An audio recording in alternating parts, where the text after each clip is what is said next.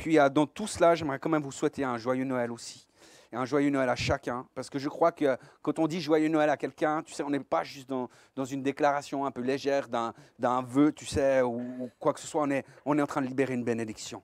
Et dire, ben oui, que la joie du Père, que la joie du ciel soit votre force, qu'elle vous ranime, qu'elle ouais, vraiment vous habite, parce que Jésus-Christ seul est le sujet d'une grande joie.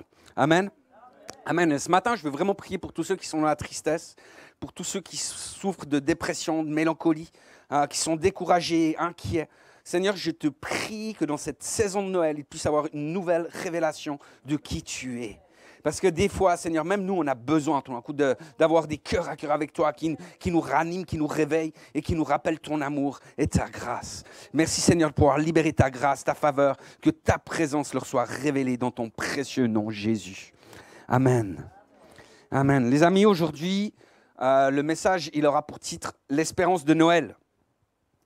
Et je crois qu'il est bon de pouvoir proclamer l'espérance qu'est le message de Noël.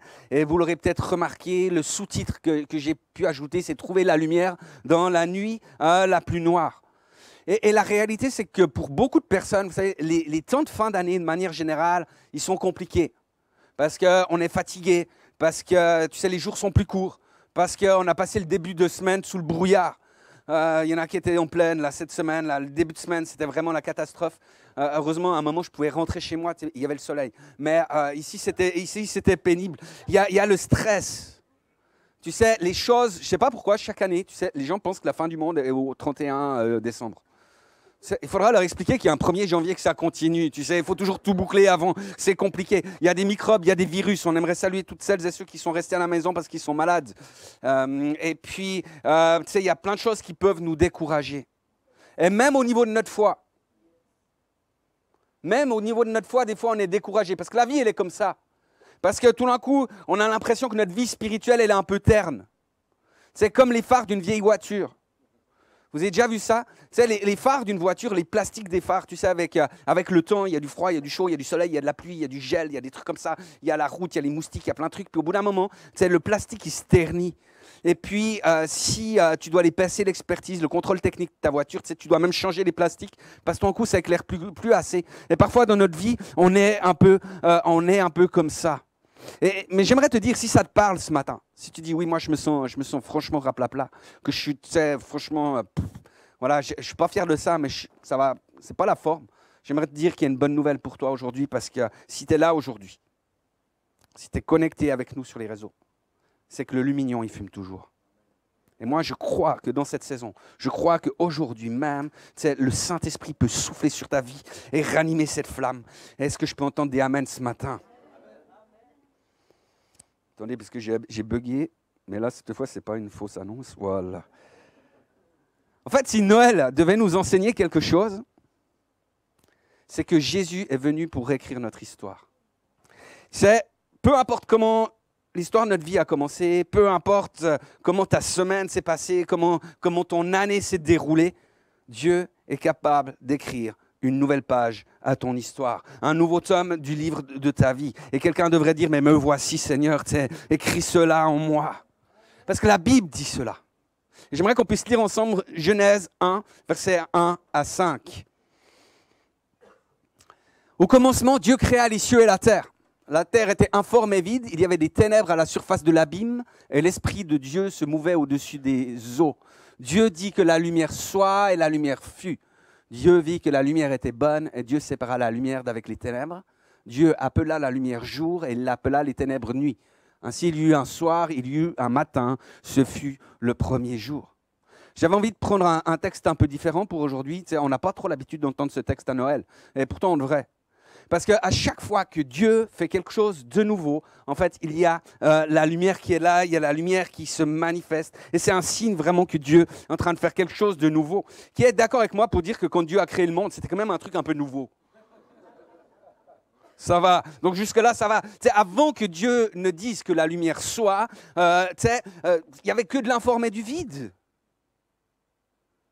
Et donc la lumière va inscrire le premier jour de l'histoire de notre monde créé par Dieu. Et on ne fait jamais ça, en fait. Je suis trop fort. Bah, baissez le volume du micro, tu sais, moi je... Chérie, tu veux venir? Bon.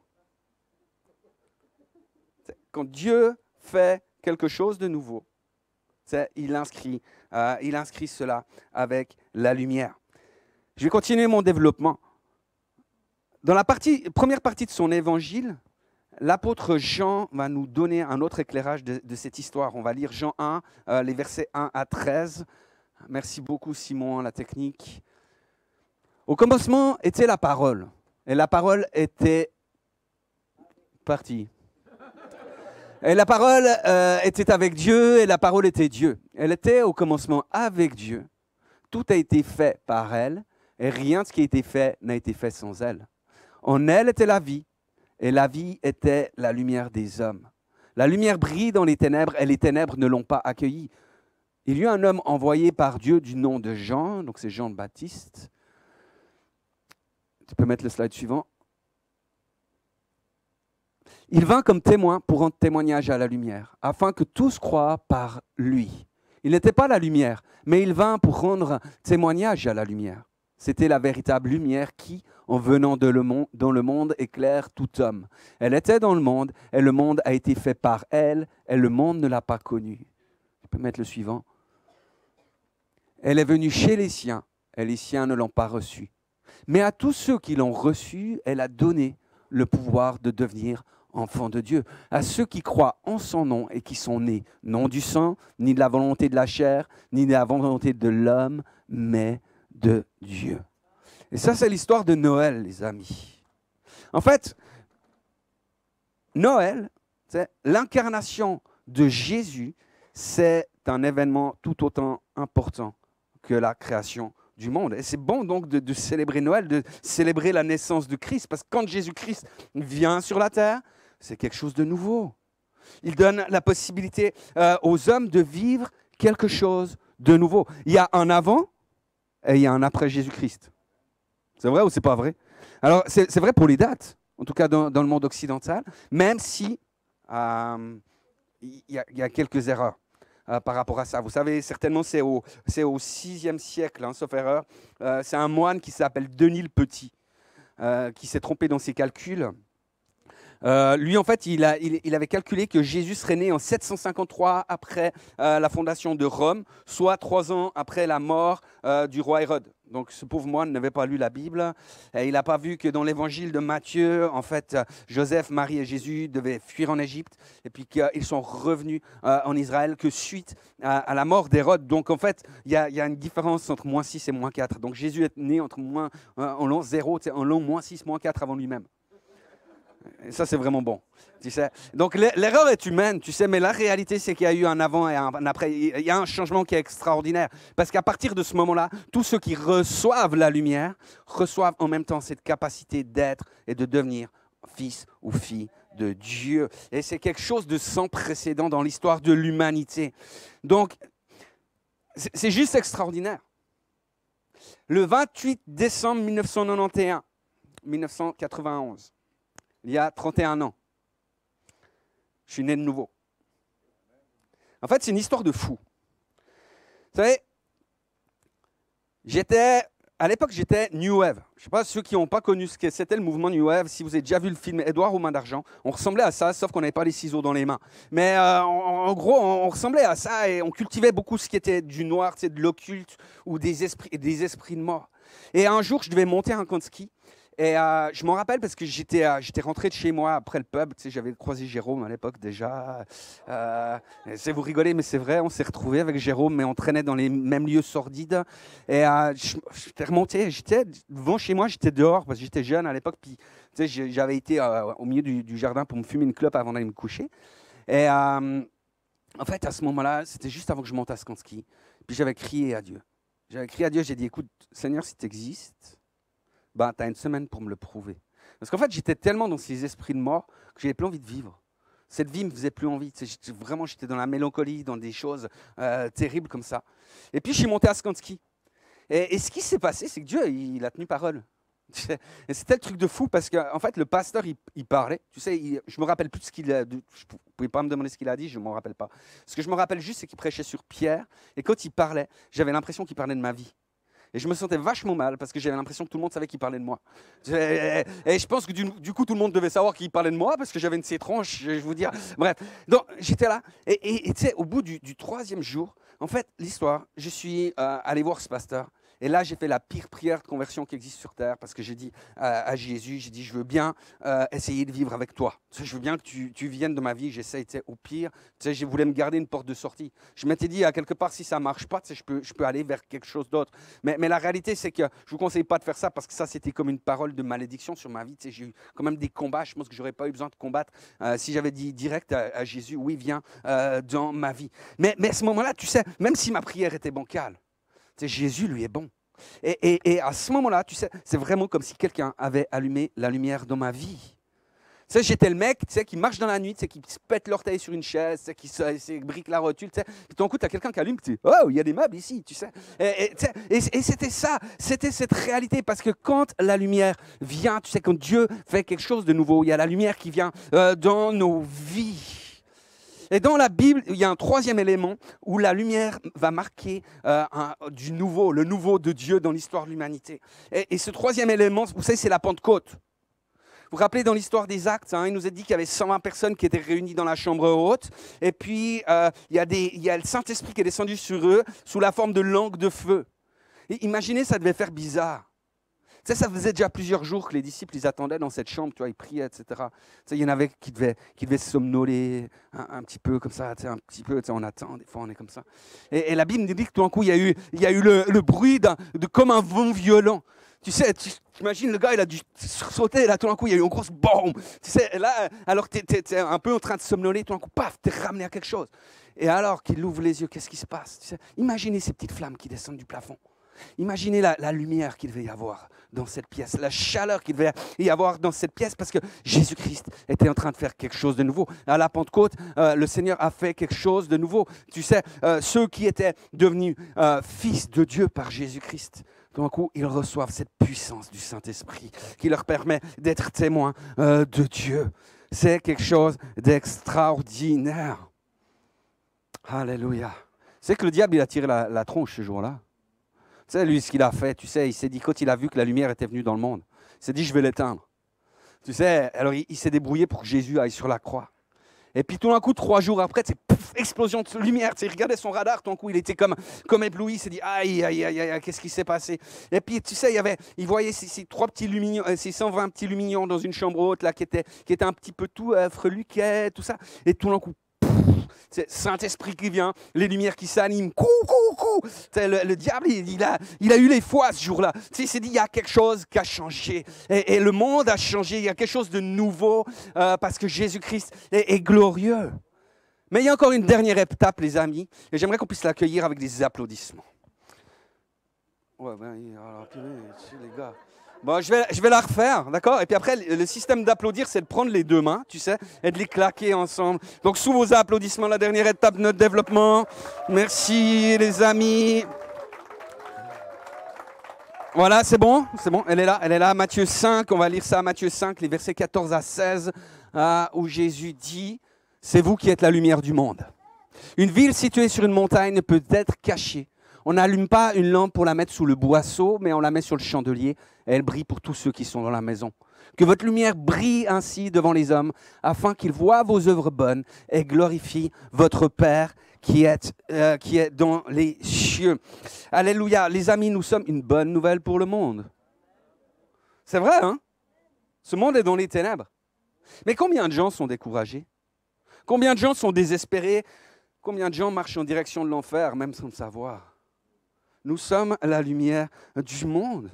En fait, celui que tu portes en toi est plus grand que celui qui est dans le monde. Et donc, simplement par ton identité de fille, de fils, simplement par tes œuvres, simplement par ton témoignage, ceux et celles qui t'entourent, que ce soit ta famille, tes collègues de travail, tes amis, tes voisins, les gens dans la rue, ils peuvent recevoir tout d'un coup une bonne nouvelle pour leur vie. Une nouvelle page de leur vie, parce que la lumière vit en toi, elle est en toi. Et c'est vraiment quelque chose de glorieux, parce que tout d'un coup, chacun, tu sais, simplement parce que tu es là, peut recevoir la capacité d'inscrire une nouvelle page de leur histoire. et que leur histoire soit complètement changée. Vous ne trouvez pas ça excitant? Bon, c'est un peu étirant aussi, hein? Mais c'est tellement bon. Et Jésus va dire, mais ne cachez pas cette lumière sous un boisseau. Qui sait ce que c'est qu'un boisseau? Un bande de païens? Non, je ne vous cache pas que, tu sais, je ne savais pas ce que c'était aussi. Et en fait, je me suis dit, la sœur dit, sous le lit. Va mettre une lampe sous un lit, tu vas voir ce que ça fait, surtout quand c'est une bougie. En fait, moi, je ne savais pas non plus, en fait, donc j'ai cherché. Et je me suis dit, ben voilà, qu'est-ce que c'est qu'un boisseau? Et j'ai trouvé, le boisseau, en fait, c'est une mesure de volume pour matière sèche. Et ça contient à peu près 9 litres. En fait, c'est une sorte de panier ou de seau. Tu sais, de seau en bois ou je sais pas quoi. Donc c'est vraiment, voilà, c'est vraiment un truc qu'on utilisait pour mesurer le grain, mesurer ce qu'on avait comme grain, etc. Et ce qui est intéressant à travers de ça, c'est que moi je crois que Jésus il est en train de dire un truc qui est hyper important. La première chose qu'il est en train de dire, c'est ne mesure pas la lumière qui est sur toi. Parce que tu sais, nous on est toujours en train de se regarder, puis que nous trouver notre lumière, elle est vachement petite. Puis elle est vachement petite par rapport à quoi? Parce qu'en fait, du coup, on va la comparer. Donc Dieu, le Seigneur, il est en train de nous dire au travers de ça, mais ne sois pas en train de mesurer quelle est la taille de ta flamme, de ta lumière. N'essaie pas de comparer avec les autres. Ce n'est pas le projet pour toi. Ne mets pas cette lumière sous un boisseau. Le principe qui nous dit, c'est, mais cache pas ça, brille. Les gens, ils ont besoin de voir que tu brilles. Donc n'essaie pas de le cacher. Tu sais, et le but, ce n'est pas d'attirer les regards sur nous, bien évidemment. Ça, c'est Lucifer qui a fait. Vous savez, le nom Lucifer, ça signifie celui qui porte la lumière. Le problème, c'est qu'il a vu porter la lumière pour lui, et qu'on le voit à lui, et que ça le glorifie lui. Et il s'est perdu avec son orgueil. Le but de notre lumière, c'est que simplement on puisse éclairer la vie des gens, qu'on puisse montrer que le royaume de Dieu est là, qu'ils puissent se mettre à louer Dieu, à glorifier Dieu. Parce que ce ne sont pas les morts qui louent le Seigneur. Ce sont ceux qui sont nés de nouveau, qui ont obtenu cette vie éternelle en héritage. Et moi, j'aimerais te proposer ce matin, regarde la personne qui est à ta droite et dis-lui de briller pour la gloire de Dieu.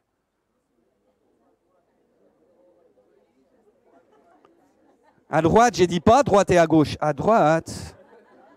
Il y en a qui ne savent plus où c'est la droite et la gauche, tu sais, alors ils font les deux côtés au cas où, si je ne me trompe pas.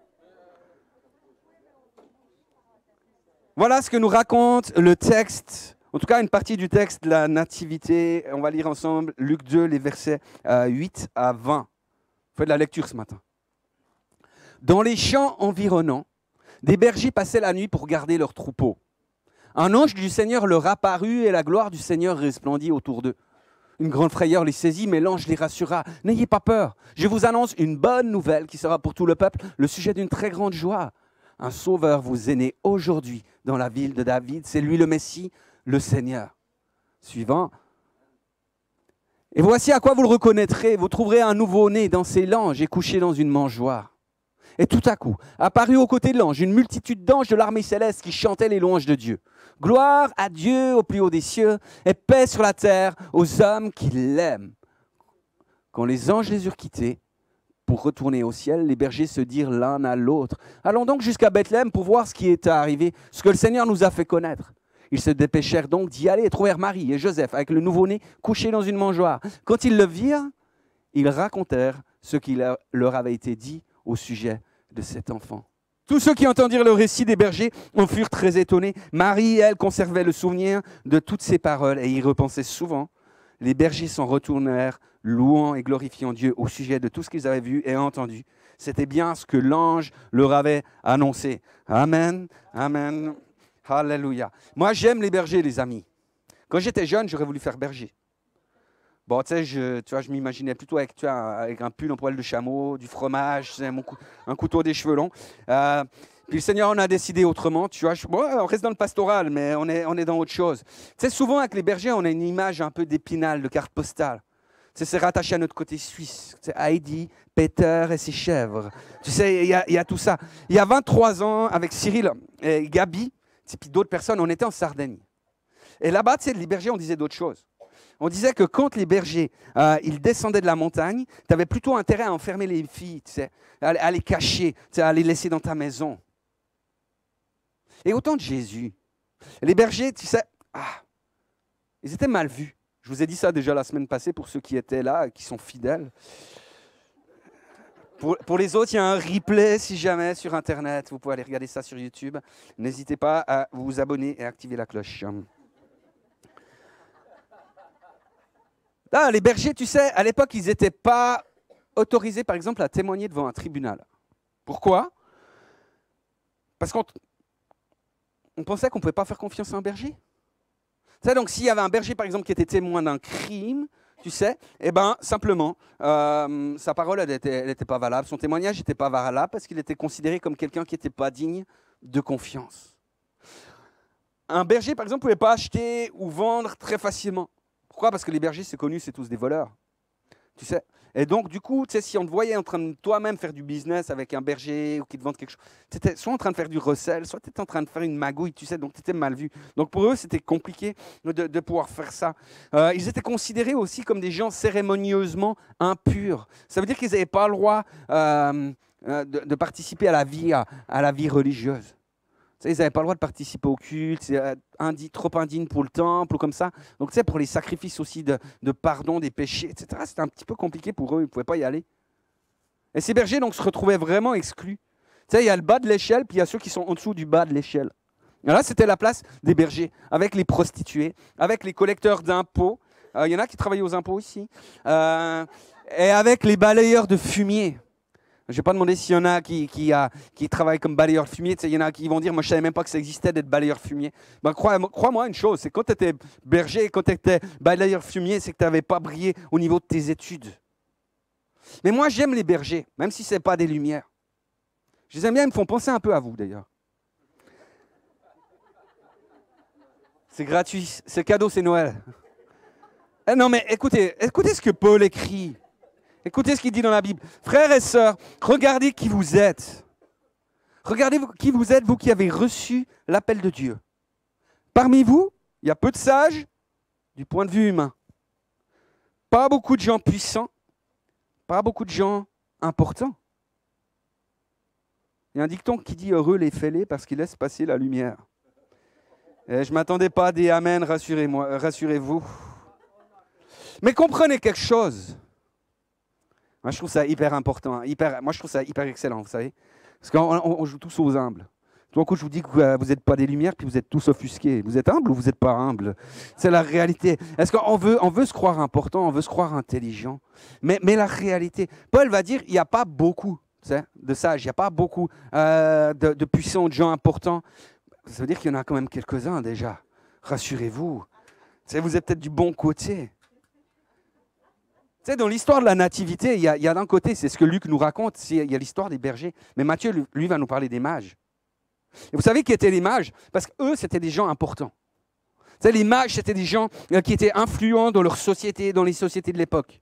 Prenez, je vous donne quelques exemples. Au temps de l'Exode, rappelez de cette histoire avec Moïse, Pharaon, il est entouré de qui?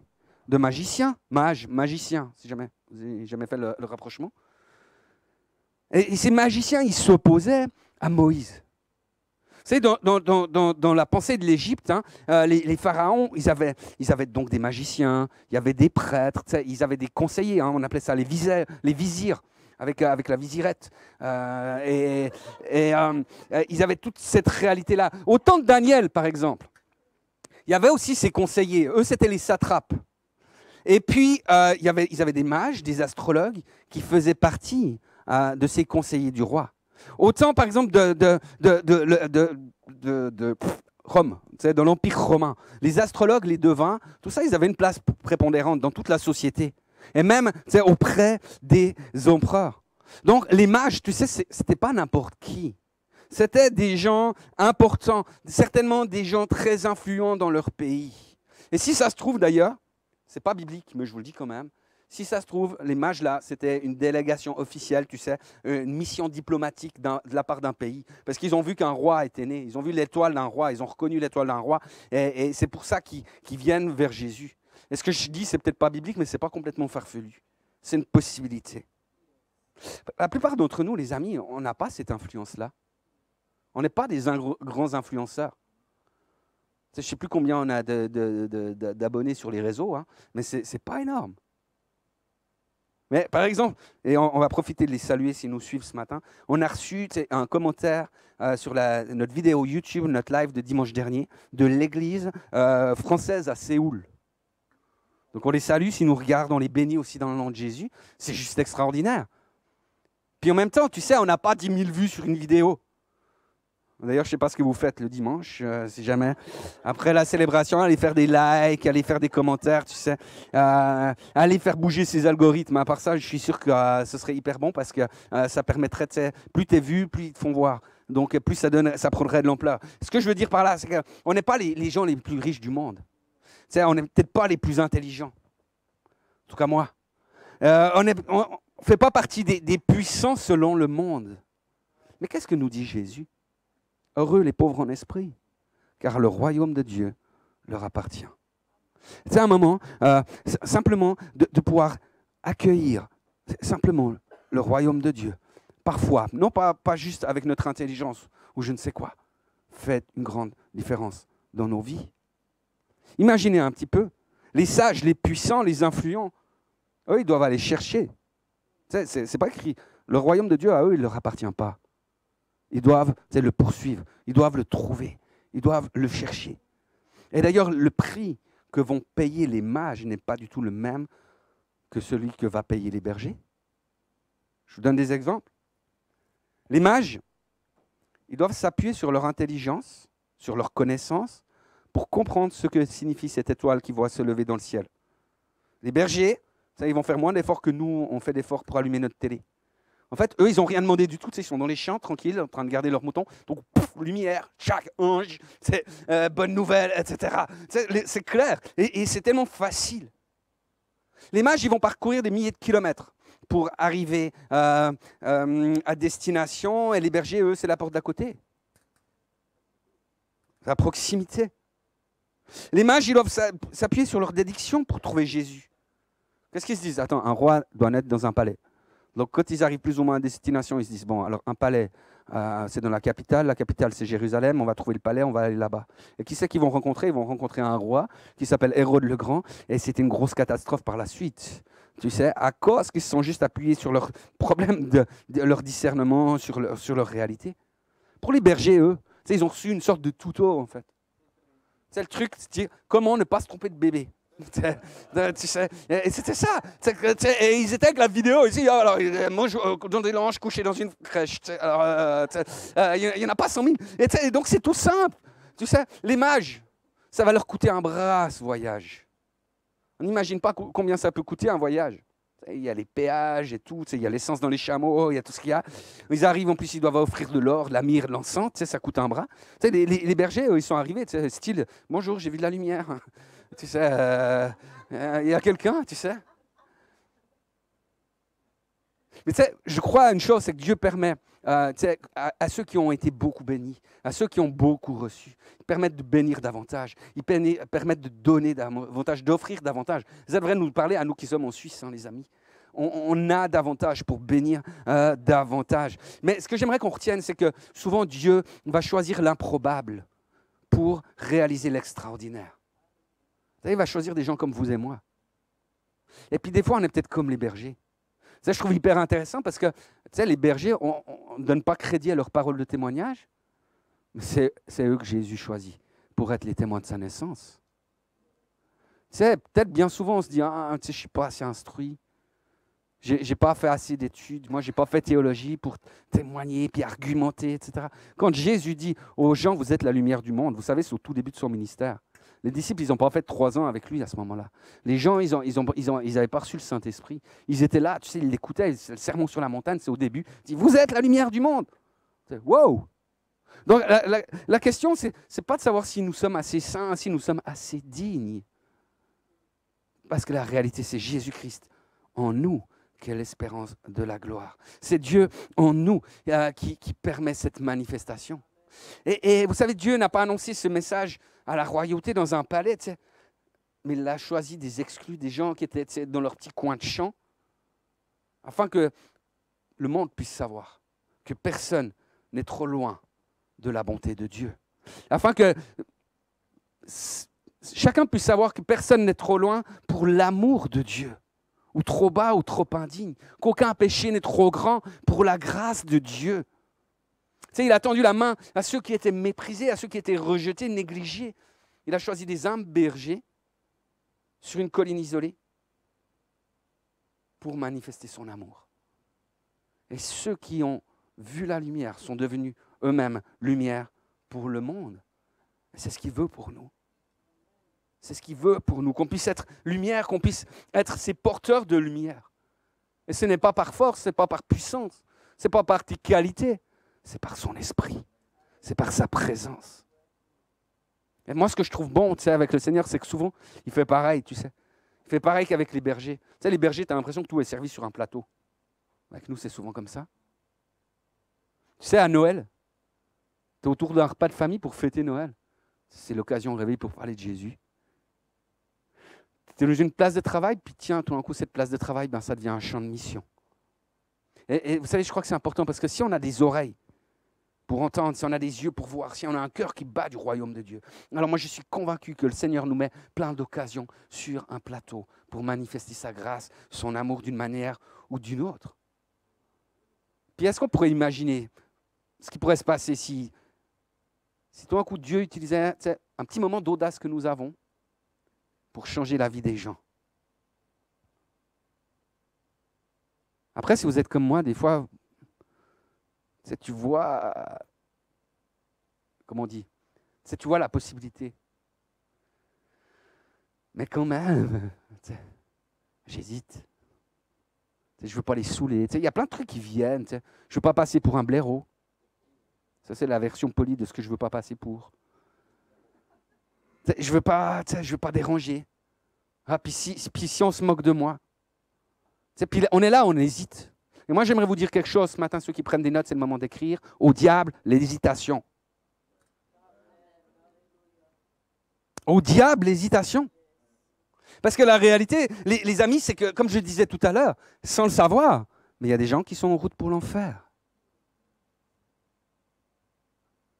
Et du coup, tu sais, je me dis, mais bon, attends, c'est peut-être pas si important que ma réputation soit entachée, que je passe pour le type un peu bizarre, c'est que je passe pour un fondamentaliste, intégriste et rétrograde, cisgenre, barbu.